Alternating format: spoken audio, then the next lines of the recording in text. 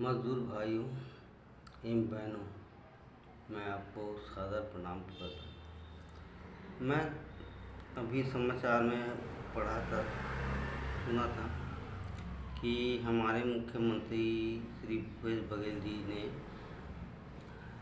हर गरीब के खाते में 7,500 पैसा भिजवाएँ बोल रहे थे। मैं भी अचंभव हो गया कि मेरे खाते में तो नहीं आया। और कुछ मजदूर महिला से भी पूछा तो उनके खाते में भी नहीं आया। फिर मैं सोचा पैसा डाला है तो किसके खाते में आया। फिर मैंने गणित लगाया, 850 वाले को 4 बार गुना किया तो 7,500 बना। तो किसानों का उचित मूल्य, धान का खरीदी रेट उचित मूल्य नहीं मिला था उस समय। उसको उसने 1850 के किस्त में 4 किस्त में देता है। उसको बोल रहा है वो मजदूरों को दिया हूँ बोल के। अब आप सोचिए, मजदूरों को दिया नहीं है, किसानों को उनके उचित खरीदी धान खरीदी रेट का मूल्य दिया है। जो उस समय नहीं दे पाते हैं उसको 4 किस्त में दे रहे हैं, उसको बोल रहे मजदूर को दिए हूँ। अब मजदूर कितने हैं? पूरे मजदूर है आपका, सफाई मजदूर, रोड बिल्डिंग मजदूर, आपका ये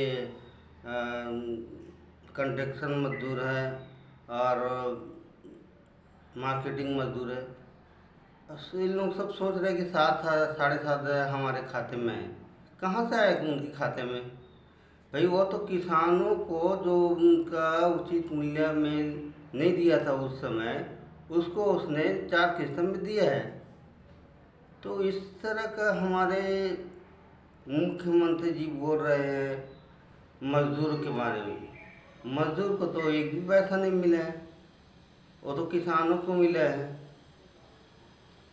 तो इस तरह का बोल रहे मजदूर के बारे में। आप सोचिए, बहनों को खास सोचना चाहिए, मजदूर बहनों को, कि इस तरह का बोलते हैं और हम समझ जाते कि हमारे खाते मुख्यमंत्री 7,500 पैसा दिया हुआ है। तो आप सोचिए किसको पैसा मिला है और किसको नहीं मिला है। मजदूरों को मिला है, किसान को मिला है, या किसको मिला है? न किसान को भी नहीं मिला है, किसान को भी उचित मूल्य उनका बचा हुआ पैसा था उसको दिया गया है। तो ये अपना मोबाइल लूट रहा है। और दूसरी बात, वो चावल के बारे में चर्चा कर रहा था। हमने मुफ्त चावल दिया गरीबों का। मुफ्त चावल दिया है, जरूर मानता हूँ मैं, लेकिन ये चावल का प्रक्रिया तो 5 साल पहले का है। दूसरे शासन जो आया था उसका है, उसने चालू किया है 2 रुपये किलो में, मात्र 2 रुपये इसने कम किया है। तो ये चीज़ तो पहले से चालू है। तो आप गणित लगाइए कि ये बोलना क्या चाह रहा है हमारे मुख्यमंत्री जी। हमारे ऊपर क्या है, 2 रुपये दे के एहसान कर रहे हैं क्या? हम पूरे देश राज्य को इतना आगे बढ़ा रहे हैं, हम पूरे मेहनत से कमाते हैं, हमारे लिए क्या मिलता है? बस वो वेतन भर मिलता है हमें, और कुछ नहीं मिलता। ये इनका 2-4 योजना रहते हैं जो साल 2 साल रहते हैं फिर बंद कर देते हैं। तो इस योजना पे हमें नहीं आना है। हमको चाहिए हमारा भविष्य निधि के लिए जो 60 साल तक का हमारा भविष्य निधि में PFSI जमा होना चाहिए, वो भी पंचायत और निगम से हमारा नंबर निकलना चाहिए। मैं बार बार अनुरोध कर रहा हूँ मजदूर भाइयों से, मजदूर बहनों से खासकर, कि आप लोग गांव में चर्चा करें और अपने अधिकार, ये अधिकार है तो आप लोगों का, हमारा अधिकार है कि PFSI हर मजदूर को मिले। ग्राम और पंचायत से इसलिए बोल रहा हूँ कि ये शासन द्वारा से पारित होना चाहिए ताकि हमें कोई दिक्कत ना हो। कम से कम हमें एक सहारा तो रहेगा कि हमारे पास भी कुछ फंड जमा हो रहा है हमारे खाते में। और एक बात और बोला था, डायरेक्ट खाते में पैसा जमा हो गया, तो किसानों का डायरेक्ट खाते में पैसा जमा हो गया। लेकिन ये बात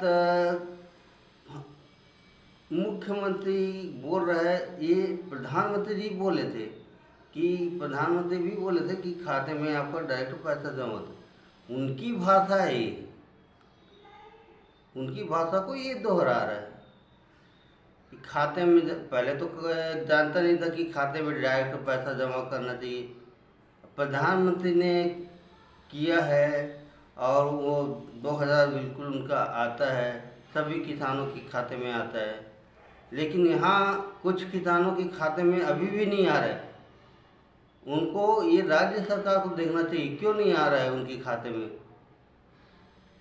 ये सब बातें हैं जो हम मजदूरों को समझना है। और सबसे पहली बात तो यह है कि हम ये राजनीतिक बहुत लंबा प्रक्रिया है, इसको दूर करके हम सिर्फ दो चीज़ को अपनाते हैं कि पहले तो हमारा भविष्य निधि के लिए पे पेशाई से नंबर कटना चाहिए, पे पेशाई से हमारा बनना चाहिए, वो भी निगम और पंचायत से। और दूसरी बात, हमारे करोड़ों मजदूर का पैसा जमा हुआ है चिट फंड में, और वो तत्काल हमको मिलना चाहिए। ये दो चीज़ हमें मिलना चाहिए, तभी हम वोट में भागीदारी होंगे। मैं मजदूर महिला, मजदूर पुरुष से मैं बार बार विनती करता हूँ कि भाई बहनों, आप लोग आपस में चर्चा कीजिए, गांव में चर्चा कीजिए। ये चीज़ को हमारा अधिकार है, हमें मिलना चाहिए। हम एक 2 साल के